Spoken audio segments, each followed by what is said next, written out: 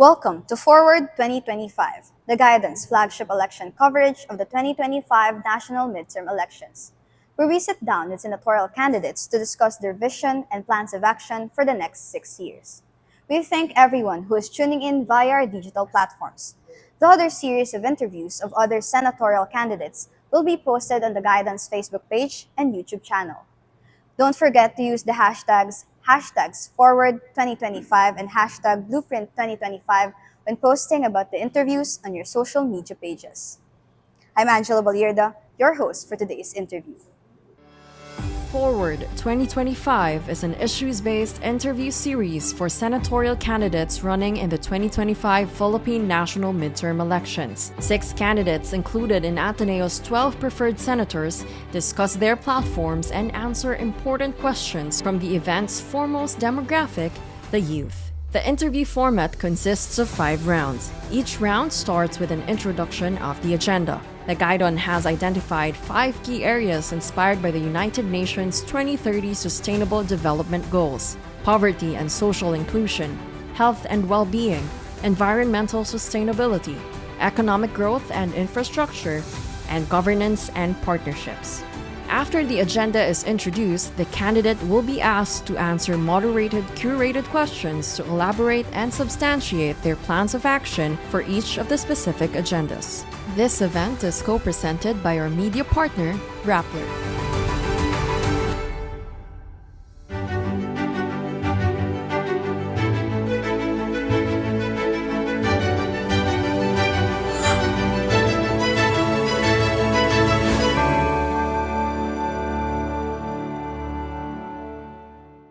Today we will be talking to peasant leader and activist Danilo Cadaning Ramos, who is currently the chairperson of the Kilusang Magbubukid ng Pilipinas or KMP.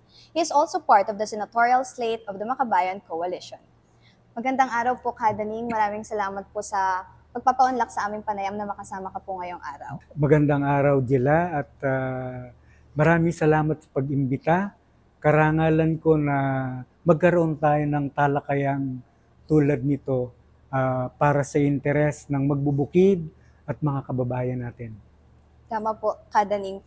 Pwede na po nating simulan ang ating talakayan, gaya po ng sabi nyo. Para po sa ating unang round, ang kategorya po ng mga tanong ay poverty and social inclusion. Cadaning, paano po nakapaloob sa inyong plataforma ang solusyon sa kahirapan at social inclusion? Mayor na laman ng plataforma namin sa Makabayang Koalisyon at nagre-reflect sa electoral platform. Mahalagang makita natin na bakit ba matindi ang hirap. At katunayan, kung matatandaan natin, July 2024, ang sabi ng United Nations Food and Agriculture Organization o UNFAO, 51 million Filipinos ang nagugutom at naghihirap. Pero sa latest na survey ng SWS, 63% ang self-poverty rate. Pag ikinumbert mo yan sa 114 Filipinos, more than 71 million. Ang tanong, bakit? Una, ang mayorya ng mamamayan sa Pilipinas ay mga magsasaka, agricultural workers, mga sakada, at siyempre, ang pangunahing pagkain natin ay siyempre, kanin. Bakit mahirap? Una, nananatiling walang lupa ang mga magsasaka. 8 out of 10 farmers ay walang sariling lupa. Pangalawa, 4 out of 7 ng mga magsasaka ay nanghihiram sa usurero. At ang pinakamahirap, 30.06% ay hanay ng mangingisda, 30% ay mga magsasaka, kaya nagpapakita lang na walang tunay na reforma sa lupa, nananatiling ang patakaran ng gobyerno ay tungkol sa neoliberalismo na ang mayor na laman ay privatization, import liberalization, at deregulation. Ang mga programa ay hindi para sa atin. Nakakabahala, ang magsasaka na lumili ka ng pagkain, ang siyang walang makain. Kaya may kaugnayan sa pulisiya at patakaran ng gobyerno kung bakit ganito naghihirap ang taong bayan. Nabanggit niyo nga po na nakakabahala na kung sino pa yung gumagawa ng pagkain para sa atin, sila pa po yung walang makain. Yung isa po sana sa tanong namin ay related din po sa mga problema ng agricultural sector. And ito po siya, bumaba daw po ng 2.2% ang output ng sektor ng agrikultura sa bansa noong nakaraang taon dahil po sa natural calamities at environmental phenomena tulad ng mga bagyo at El Nino. Batay po ito sa pinakahuling report ng Philippine Statistics Authority patungkol sa sektor. Dahil po dito, bumaba po yung kita ng maraming Pilipinong magsasaka at tumaas yung insidente ng kahirapan sa kanayunan. Dahil po dito, ano pong mga programa o resolusyon ang maaari nyo pong ibigay na tutugon sa unstable na kita sa sektor sa panahong ito? Una, gusto ko lang bigyan ng diin na yung bagyo, El Nino, at iba pang kalamidad ay contributory factor na nagpapahirap sa sektor ng magsasaka at agrikultura. Pero mahalagang tandaan natin, ang mayor, dahil ang Pilipinas ay agricultural na bansa, ang pundasyon ay dapat bigyan pansin, ang kagalingan ng agrikultura at nang nagpo-produce ng pagkain, pero mismo yung government neglect. Yung policies and program ang siyang dahilan. Halimbawa, noong nakaraang taon, mula January to June, ito yung El Nino. Pero alam mo ba, 80 out of 82 provinces ang apektado. More than 9 billion pesos ang apektado sa agrikultura, lalo pa yung mga rice and corn farmers. Pero alam mo ba, walang kompensasyon na natanggap ang mga magsasaka. Merong natanggap ayuda. Pero magkaiba ang ayuda sa kompensasyon. At parang ganito, ang tulong ng pamahalaan ay katulad ng ambon sa disyerto. Kaya grabe ang hirap. Ngayon, doon sa tanong mo, ano ang magagawa namin, isa sa aming panawagan, at ito paulit-ulit kong mababanggit, una ay genuine land reform. Lupa para sa mga magsasaka, nagbubungkal ng lupa, hindi sa ilan at dayuhan. Pangalawa, significant government production subsidy. Third, kompensasyon sa mga biktima ng kalamidad at ng iba pang serye ng nangyayari sa ating bansa. Pangapat, mahalagang papel ng gobyerno na mamili ang National Food Authority at ang LGUs ng palay diretso sa mga magsasaka. Pero alam mo, para magawa yon, dapat repeal Rice Tarification Law o Republic Act 11203 and yung amendments na ginawa nila noong December 2024. Sa pagkatanda ko, Republic Act 12860, something like that. Actually, nabanggit niyo po kanina, since nasa kategorya po tayo ng poverty and social inclusion, nabanggit niyo na kailangan solusyonan yung agricultural, sunod doon yung pagkain. And yung isa pa pong factor po kasi para ma-solve yung mga problema sa poverty and social inclusion ay tungkol din po, kailangan po natin mapag-usapan yung problema sa edukasyon. Yes. That being said po, sa resulta po ng PISA noong 2022, mababa ang naging ranking ng mga Pilipinong mag-aaral sa matematika, agham at pagbasa. Sa partikular po, yung Pilipinas ay nasa pangatlo sa pinakahuli sa agham, tapos pang-anim sa pagbasa at matematika. Kumpara po ito sa 81 na bansang kalakip sa pag-aaral na ito.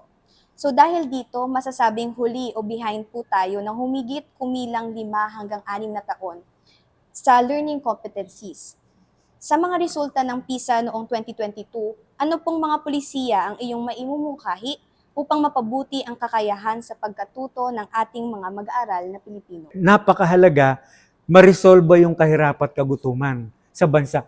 Pero napakahalaga, una, maglaan ng malaking pondo sa ating national budget, sa General Appropriation Act sa taon-taon, para nang sa gayon, ay siyempre yung mga ipapagawang mga building, eskwelahan gamit. Kasi alam mo, halos naikot ko na ang buong bansa. Nakikita ko sa mga inikutan ko sa mga dulong mga baryo, una walang school.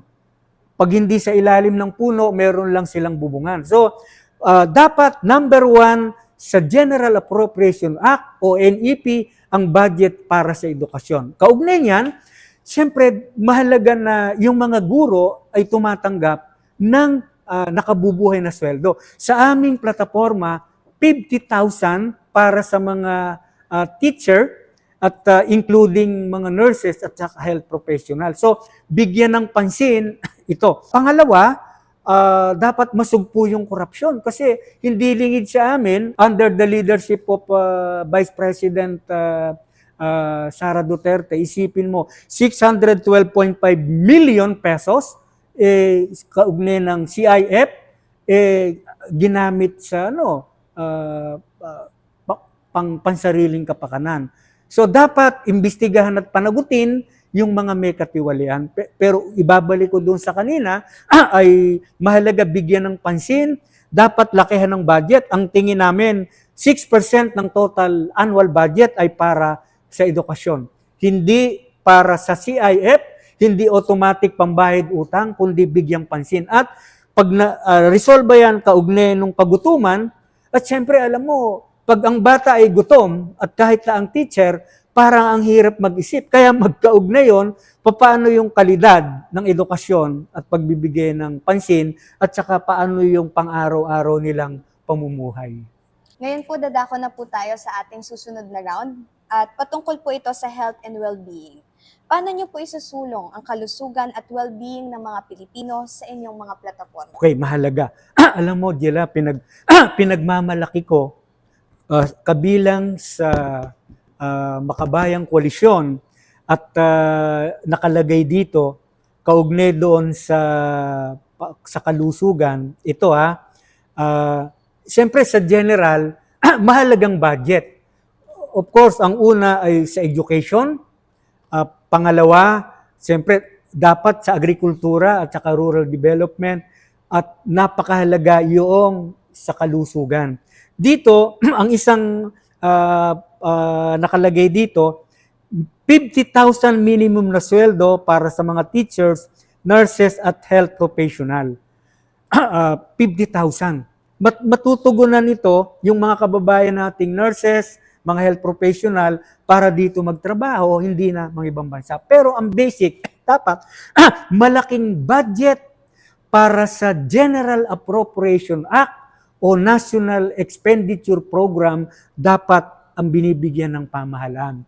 At ang kaugnayan niyan, dapat mayroong programa na Doctor to the Barrio, magkaroon sa mga barangay, dapat may nurse, mga health, yung RHU ngayon, mga rural health unit, siyempre meron yun sa mga baryo, pero sa nakikita ko, walang sufisyenteng gamot.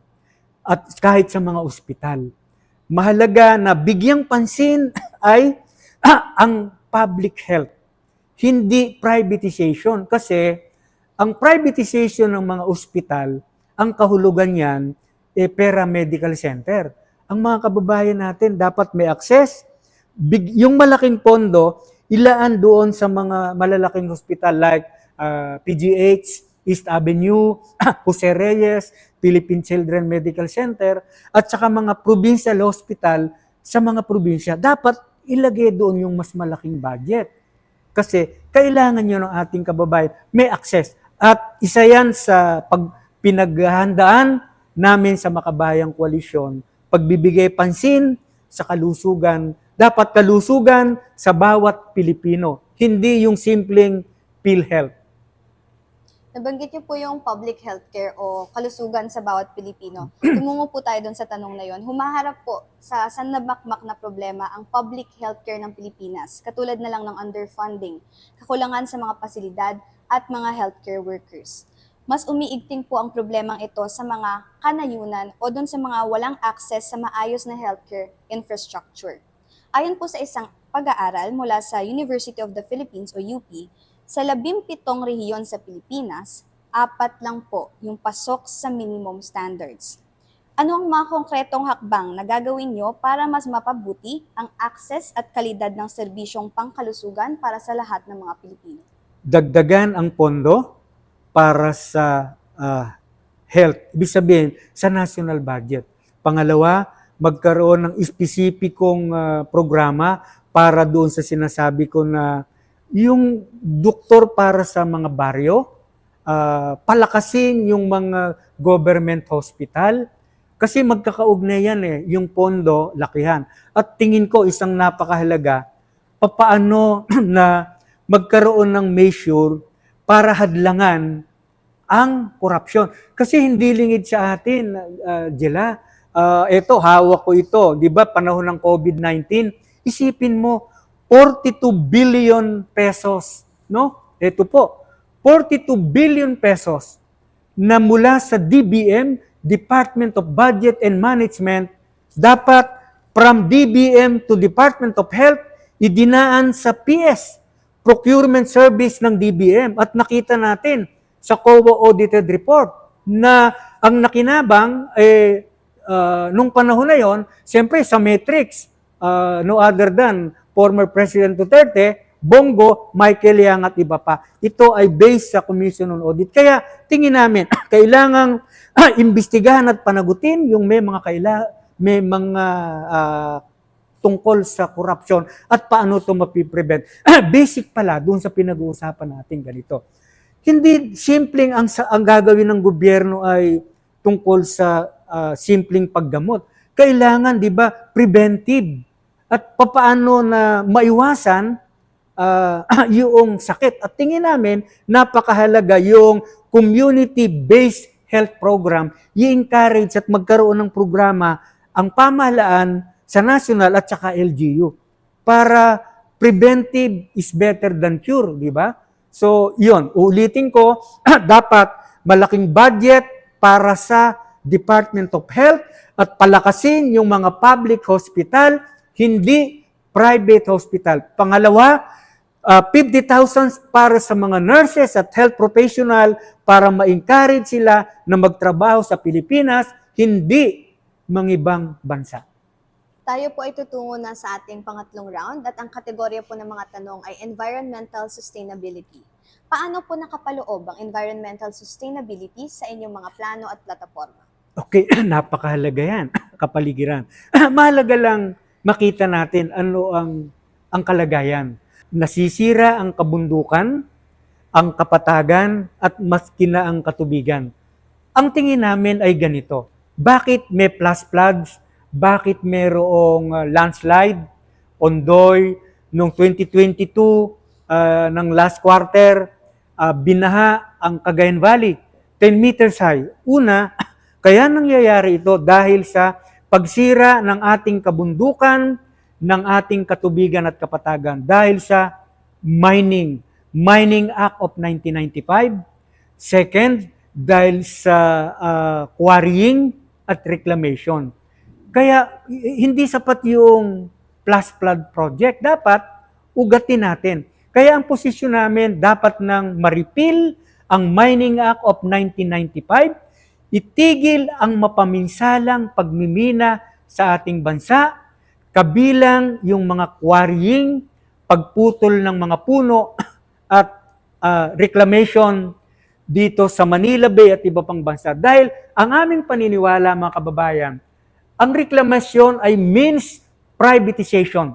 At natutuwa kami, nabasa ko nung nasa Iloilo kami, ang Provincial Board ng Palawan, naglabas sila ng resolusyong 50 years moratorium sa probinsya ng Palawan. Napakahalaga po nun at pinabati natin sila. Gagagaling po namin ng Panay, yung Semirara Island sa Antique, nung kausap namin sila, grabe na ang sira. At ngayon, lilipat sila doon sa mainland. Kaya ulitin ko, dapat ng kadyat na matigil ang mapaminsalang pagmimina sa ating bansa, itigil ang pagwalang habas na pagputol ng mga puno at gayon din ang quarrying at stop Manila Bay reclamation at sa iba pang panig ng mundo. Dapat protection and preservation. At may kaugnayan din yan kung bakit mayroong El Nino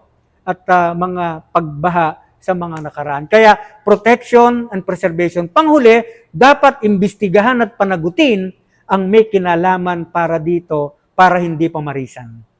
Pag-usapan po natin yung ibang mga problema na kinakaharap ng mga agricultural sector na patungkol sa dagat. So, ang mga rural at coastal communities, lalong-lalo na po ang sektor ng agrikultura at pangingisda, ay nakararanas ng mga pinakamalaking epekto ng climate change, kagaya po ng matinding tagtuyot at mataas na pagtaas ng tubig dagat. Kahit po may mga hakbang na ang pamahalaan para matugunan ang mga isyong ito, kadalasan pong ipinapatupad ito ng walang partisipasyon ang mga miyembro ng mismong sektor. Paano niyo po masisiguro na ang mga komunidad na apektado talaga ng climate change ay hindi lamang resilient pagdating sa delubyo, kundi may direktang partisipasyon po sila sa paggawa ng mga polisiyang patungkol sa climate change? Bigyan natin ng pagkakataon yung mga samahan ng mangingisda, cooperative, samahan ng magsasaka, samahan ng mamamayan, dahil alam nila kung ano ang para sa kanila. Kaugnay niyan, hahadlangan ko, yung mga batas, patakaran na may malaking impact sa mga mangingisda. Halimbawa, sa bagong ruling ng Supreme Court, kamakailan, na yung 15 kilometers ay papayagang mangisda yung mga dambuhalang mga commercial fishing vessels, hindi ito dapat. Kasi doon na nga nangingisda yung ating mga maliliit na kababayan, ahadlangan pa. Ito yung isang sinabi sa amin nung mga mangisda sa pinuntahan namin sa Panay. At sila, ang panawagan nila, dapat i-reverse. Hindi dapat itong ituloy. At siyempre, paano papangalagaan? Alam mo, may kaugnayan yung distraction ng biodiversity, lalo pa yung mga bakawan, dito sa ginagawa ng gobyerno na reklamasyon. Hindi lamang sa Manila Bay, sa iba't ibang panig, Cebu at iba pang lugar. Kaya dapat itigil ang reklamasyon sa iba't ibang panig ng bansa dahil ang reklamasyon, ang katumbas nito ay privatization. At pagsira ng ating biodiversity, malaking impact sa mga mangisda at komunidad sa mga tabi ng dagat at pook pangisdaan. Para po sa ating pang-apat na round, ang kategorya ay Economic Growth and Infrastructure. Gaano po kahalaga ang nasabing issue sa inyong plataforma? Economic growth at infra dapat ay paunlarin ang kanayunan, paunlarin ang bansa, at yung infra na gagawin ay magsisilbi sa ating mga kababayan, hindi para sa iilan. Mahalagang makita natin na hanggat umiiral ang katulad ngayon, export-oriented, import-dependent, foreign-dominated, asahan natin walang magiging pag-unlad. Kaya babalik tayo sa basic. Dapat paunlarin ng ating bansa, katulad ng ginawa ng Ireland, South Korea, Japan at iba pang bansa sa Europe na pinaunlad nilang agrikultura at mula roon ay nag-ugnayan yung tunay na reforma sa lupa at pambansang industrialisasyon, nag-generate ng employment, nag-generate ng pag-unlad ang taong bayan. At yung infra na gagawin ay para sa taong bayan. Hindi simple na katulad ng nangyari sa Isabela Bridge, binuksan ng February 1, February 27 ay bumagsak na. Nakakalungkot, pero may kaugnayan yan. Dapat matigil ang very rampant na corruption sa ating bansa. At gusto kong bigyan din yung pinag-uusapan natin. Ang economic growth, ang ibig sabihin yan, dapat umuunlad ang ating mga kababayan, hindi lang yung ilan, mga land grabber, mga bilyonaryo, at may-ari ng mga malalaking negosyo sa ating bayan. Dapat ang tunay na development, umuunlad ang masang anak pawis, ang mamamayang Pilipino, at ngayon ang layo ng agwat ng mahirap sa mayaman. Pag-usapan po natin yung pag-unlad na para po sa lahat. Marami po kasing mga development project ang nanghihimasok sa mga buhay at ari-arian ng mga indigenous people ng bansa. pati na rin sa ekolohiya ng kalikasan kung saan nagaganap ang mga proyektong ito. Halimbawa na po dito ang construction ng Kaliwa Dam at ang pinaplanong ecotourism project sa Bugsok Island, Palawan, na nagpapatuloy po sa kabila ng kaliwat kanang puna ng Madla. Kung kayo po ay maluluklok sa pwesto, paano nyo masisigurong hindi isasantabi ang kalikasan at ang mga indigenous people at ang kanilang mga karapatan sa pagpapalawak ng pag-unlad ng bansa? Okay, mahalaga yan. Ang isa sa plataporma ng Makabayang Koalisyon ay ang pagrespeto sa mga katutubong mamamayan tungkol sa kanilang lupaing ninuno, mga ancestral land, ancestral domain, at titiyaking hindi makakasagasa sa kanilang karapatan. Napakalagay. Pati na yung kanilang beliefs, mga kostumbre, mga paniniwala, irerespeto natin. At uulitin ko, titiyakin natin na based sa ganoong plataforma, anuman ang batas at programa, ay meron silang papel. Hindi katulad ngayon, ini-impose yung mga proyekto at programa ay ini-impose, walang tunay na konsultasyon, walang partisipasyon, kahit pa makakasagasa. Totoo yan, yung binanggit mo na Kaliwa Kanan Dam, malakas na tinututulan at nakikiisa kami. Katunayan, kahit yung binanggit mo sa Palawan, sa pahayag nila Bishop Broderick Pabilio ng Palawan, kaagad naglabas ako ng video sumusuporta sa kanila. Paano pangalagaan yung kanilang kabundukan, yung kanilang yung environment, kalikasan partikular. At natuwa kami nung mabasa ko yung Provincial Board Resolution. Kaya pinapakita ito, mahalaga ang people's participation pagkilos ng ating mga kababayan. Tayo po ngayon ay nasa ating huling round ng mga katanungan kung saan ang mga tanong po ay patungkol sa governance and partnerships. Paano niyo po binibigyan diin ang governance and partnerships sa inyong mga plataforma? Dapat mabuting pamamahala at serbisyo. At tingin namin mahalaga, dapat matigil ang political dynasty sa ating bansa. Ang Senado ay hindi family business. Kailangan ordinaryong tao. At malaki ang kaugnayan nito na hindi magkakamag-anak, hindi mga bilyonaryo, hindi ordinaryong tao, yung kanilang mga patakaran laban sa atin. Kaya tingin namin mahalaga na maisulong at kami isusulong namin isa sa aming plataforma ang pagtigil at pagsasabatas ng political dynasty kasi nasa saligang batas to. Kaya magkaugnay yon, yung mabuting pamamahala at serbisyo sa ating mga kababayan. Naging mahigpit ang Administrasyong Duterte sa mga aksyong laban sa kanyang pamamahala.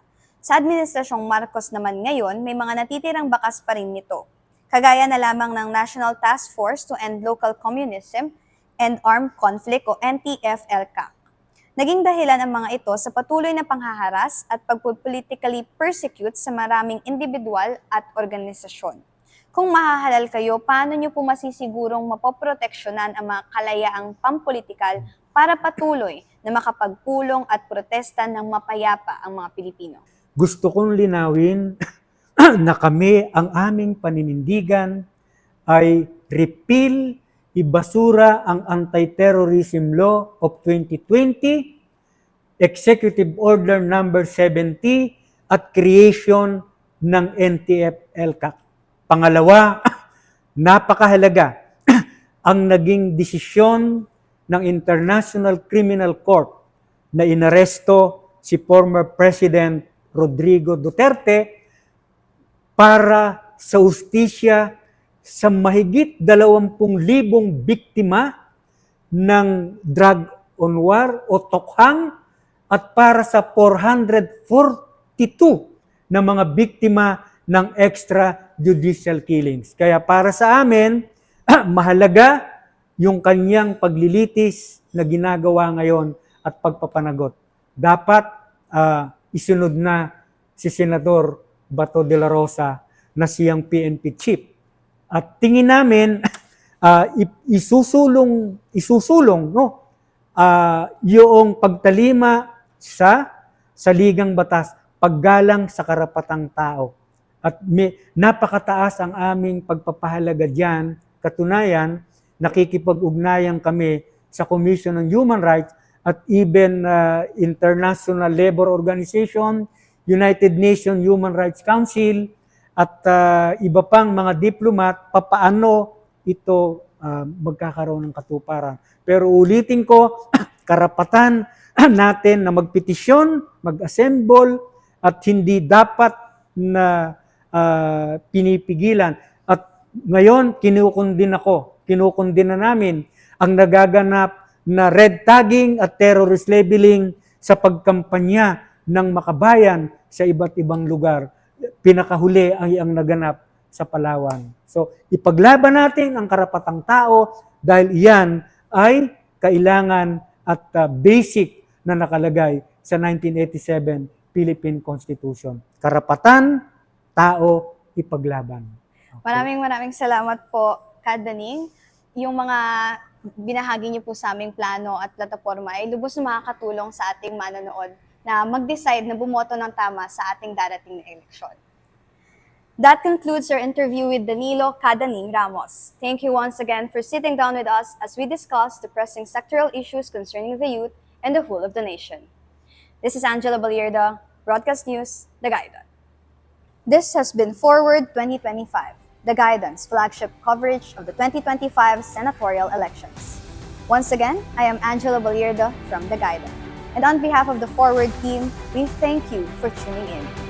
With one vote, you can carry your cause forward. So make it count.